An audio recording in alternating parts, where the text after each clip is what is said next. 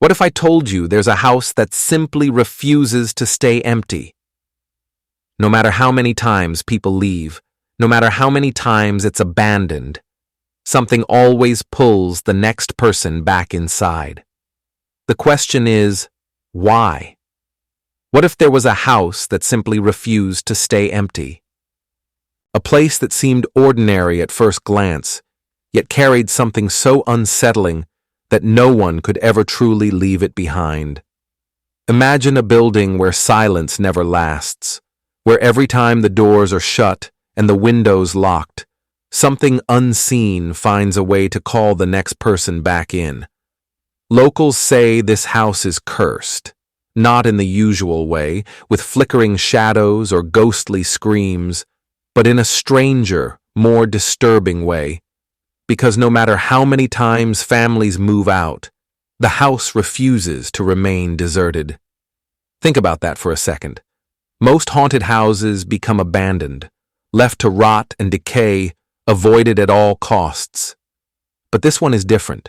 This one attracts. People who move in swear they don't even know why they chose it. They describe an odd pull, a strange sense of belonging, like the walls themselves were welcoming them home. And yet, the story always ends the same way. One night, without warning, the residents pack up, sometimes in panic, sometimes in silence, and leave everything behind. But the house never stays empty for long. Someone else always arrives, ready to start over, not realizing they've just stepped into a place that refuses to let go. So the question is, what is hiding within these walls? Why does this house keep drawing people back, only to push them away again? Over the years, the house became more than just a building on a quiet street. It became a story people whispered about. To outsiders, it looked ordinary, a two-story home with chipped paint, a sagging porch, and a garden that never seemed to stay trimmed. Nothing about it screamed danger.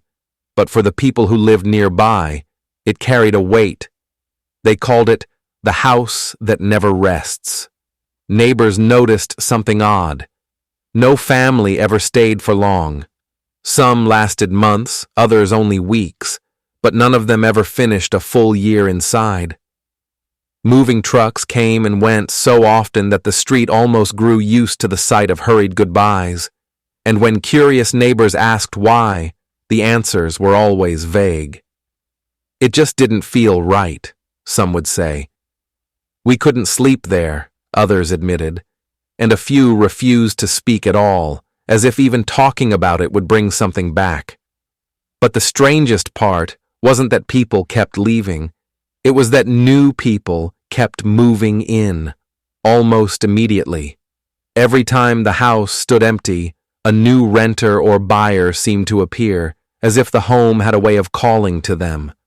Real estate agents joked that it was the easiest property to sell, yet also the hardest one to keep. Over time, its reputation grew darker. Children walking past it on their way to school swore they saw figures in the windows, even when no one lived there. Teenagers dared each other to spend a night inside, but most didn't last more than an hour before running out, pale and shaken. Adults tried to dismiss it all as superstition, but when the same patterns kept repeating, doubt began to creep in. What unsettled people most was the feeling the house gave off. Visitors described it in different ways, heavy, suffocating, watchful, but they all agreed on one thing. The house wanted you there. It wanted you to step inside, to sit in its rooms, to fill its silence. And once you did, leaving wasn't as easy as you thought. That is why, even though the house looks abandoned every few years, it never stays that way for long. Something always draws the next soul to its doorstep, and the cycle begins again. The first known incident tied to the house is still one of the strangest. It happened decades ago, back when the street was still quiet and most families knew each other by name. At that time, a couple with 2 children moved into the home. By all accounts, They were a happy family, ordinary, friendly, the kind of neighbors you wave to every morning. But their time in the house didn't last long. Only a few months after moving in, something unusual happened. One morning, neighbors woke to find the front door wide open. The windows were unlocked, the curtains blowing in the breeze, and the family's belongings were still inside. Clothes in the closets, dishes on the table, even toys scattered across the living room floor. It looked as though the family had simply stepped out for a walk and never returned. Naturally, the neighbors worried. Days passed, and there was no sign of them. Eventually, investigators tracked the family down in another town miles away. When asked what had happened, they refused to give details. They wouldn't even let anyone say the name of the house in front of them. The father finally muttered one chilling phrase, "The house wouldn't let us rest." What did that mean? No one knew for sure. Some speculated they had been plagued by constant noises, doors creaking in the night, footsteps moving up and down the stairs. Others believed they had been pushed out by something far worse, something they couldn't explain without sounding insane. But here's what unsettled people most. The family left everything behind. Not just furniture, but photo albums, children's school projects, family heirlooms, things no one would abandon willingly. And yet only weeks later, the house had new tenants. The cycle began again. The family was forgotten, their warning dismissed as paranoia. But to this day, people still wonder what exactly happened inside those walls that made a perfectly normal family run into the night and never look back. Every house has its own sounds, creaking floors, humming pipes, the occasional draft moving through the walls. But in this house, midnight is different. Midnight is when the house comes alive. Almost every person who has lived there tells the same story. As the clock strikes 12, the air inside grows heavier, as if the walls themselves are holding their breath. Then, the sounds begin. Soft at first, barely their footsteps moving across the upstairs hallway. A door clicking shut when no one touched it. The faint echo of whispers in rooms that should be silent. At first, tenants tried to explain it away.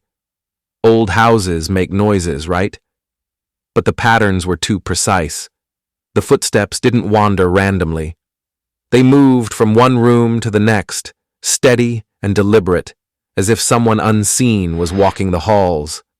Families started timing it, noticing how it always happened between midnight and 3 in the morning, like a ritual the house performed every night. Some reported lights flickering, even though the wiring had been checked and repaired more than once. Others said they felt cold spots appear suddenly beside their bed, as though someone invisible was standing there watching. One tenant swore she woke up to the sound of someone breathing in her ear, but when she turned, there was no one there. The most chilling accounts come from those who heard voices. Not screams, not moans, just ordinary conversations, like two people speaking in low tones. They claimed the voices came from the living room, sometimes even overlapping with the sound of movement, as if guests were gathering downstairs. But when they checked, the room was always empty. No furniture moved, no signs of anyone being there. Only that faint lingering smell of smoke, as though a fire had once burned in the house long ago. Over time, these strange midnight disturbances wore tenants down. Sleep became impossible. Tension grew, and eventually families would leave, convinced that if they stayed, the house would drive them to the edge of madness. What makes this house so unnerving is that no two stories are exactly the same. Yet they all follow the same unsettling theme. Something inside refuses to be ignored. One man who rented the home for only a month said he constantly dreamed of the front door. In his sleep, he would see himself standing on the porch, key in hand, always about to unlock it. He claimed the dreams didn't stop even after he moved away, like the house had planted itself in his mind, calling him back night after night. Another tenant, a young woman, spoke about hearing her name whispered in the dark. She described waking up at 3 a.m. to a voice right beside her bed, saying her name slowly, almost gently. She thought it was a dream, until it happened again the next night, and the next, always at the same time. Terrified, she left without ever collecting her final paycheck. Then there was a family who swore the house tried to keep them inside. Doors would jam shut even when unlocked, and windows that had opened easily during the day refused to budge at night. The mother later confessed that she sometimes felt a strange pressure in her chest whenever she reached for the doorknob, as if the house itself didn't want her to leave. Neighbors, too, have their stories. Some say they've seen people moving in the windows when the house was supposedly empty. Others mention hearing faint music drifting out into the street, like an old radio playing from another time. More than one passerby has claimed they felt watched just by walking past the garden, like unseen eyes followed them until they turned the corner. Each account is different, but they all lead to the same conclusion. Whatever lingers in that house doesn't want to be forgotten. It doesn't want to be left alone. And maybe that's why, no matter how many people leave, someone always comes back. When a place gathers this many stories, people naturally begin to wonder, what's really going on inside that house? Over the years, countless theories have tried to explain why it refuses to stay empty. The most common belief is that the land itself is cursed. Some say it was built on ground that once held an older home, one destroyed by fire, taking its residents with it. According to this theory, the restless spirits never left, and every new family is simply intruding on their space. The unexplained smell of smoke reported by tenants seems to support this idea. Others believe the house has absorbed the energy of every person who's ever lived there, fear, anger, grief, and that it now plays those emotions back like a record stuck on repeat. The whispers, the arguments people claim to hear, the shadowy movements in the hallways, they might not be ghosts at all, but echoes of the past refusing to fade. Then there's a darker theory, one that unnerves even seasoned paranormal researchers. They argue the house isn't just haunted, it's alive. They say the strange pull that draws new tenants in is no accident. It's the house feeding on people. It welcomes them, keeps them just long enough to drain them of peace and sleep, then pushes them out once they've given enough of themselves.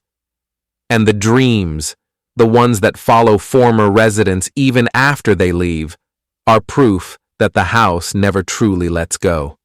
Skeptics, of course, dismiss all of this as imagination. They claim the house is just old, creaky, and full of stories blown out of proportion.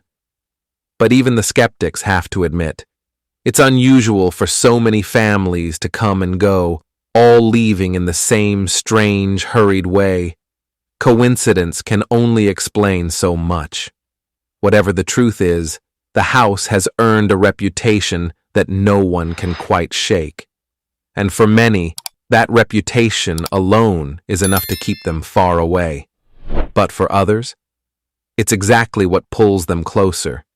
Even now, the house still stands, weathered, old, but very much alive in the eyes of those who know its story. The paint has faded, the shutters hang loose, and the garden looks wilder than ever. To someone passing by, it might seem abandoned, but looks can be deceiving.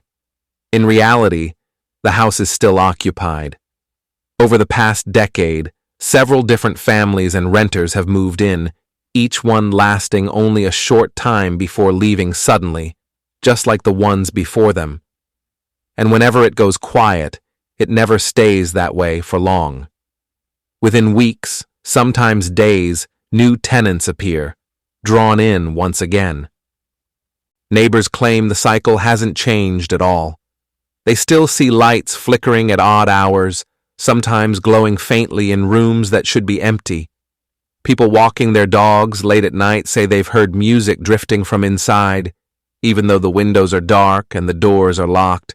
And perhaps the most unsettling detail, locals insist that if you stand across the street long enough, you'll see a shadow move past the upstairs window, even when no one is supposed to be home. Real estate agents won't talk about it openly, but behind closed doors, many admit that the house almost sells itself. People who tour it often describe feeling comfortable or at ease, like they've found a home that already knows them. But that comfort never lasts.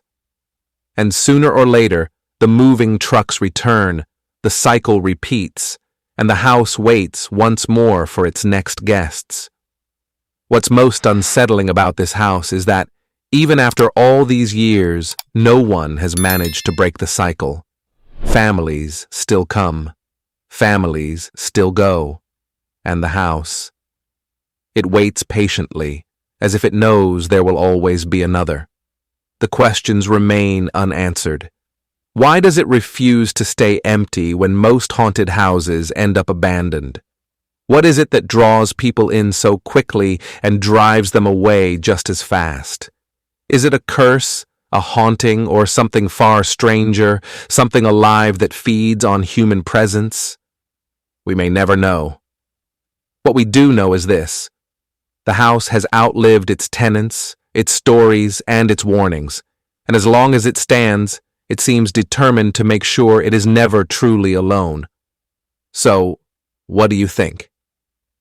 Can a house really have a mind of its own, or are all these experiences just the tricks of fear and imagination? Is it possible that some places simply refuse to be forgotten because they don't want to be? Maybe it's superstition. Maybe it's something darker. But one thing is certain. Every time the doors open and someone new walks inside, the story of the house begins again. And it doesn't look like it will ever end. Thanks for watching. If you enjoyed this video, hit that like button, subscribe, and ring the bell for more. Let me know your thoughts in the comments. I'd love to hear from you. See you in the next one. Bye for now.